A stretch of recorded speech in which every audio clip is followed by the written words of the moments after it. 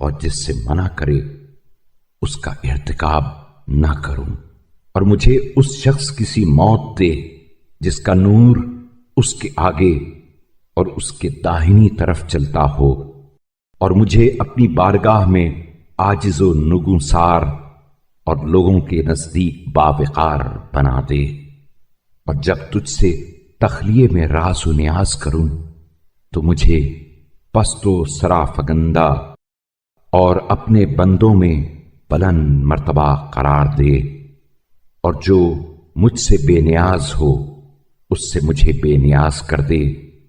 اور میرے فقر و احتیاج کو اپنی طرف بڑھا دے، اور دشمنوں کے خندے زیر لب بلاؤں کے ورود اور ذلت و سختی سے پناہ دے، اور میرے ان گناہوں کے بارے میں کہ جن پر تو مطلع ہے اس شخص کے مانند میری پردہ پوشی فرما کہ اگر اس کا حلم مانی نہ ہوتا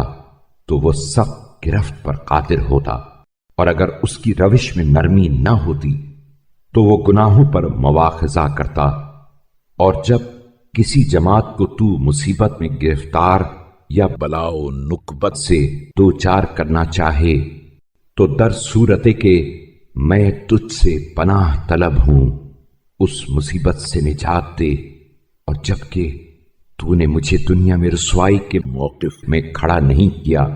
تو اس طرح آخرت میں بھی رسوائی کے مقام پر کھڑا نہ کرنا،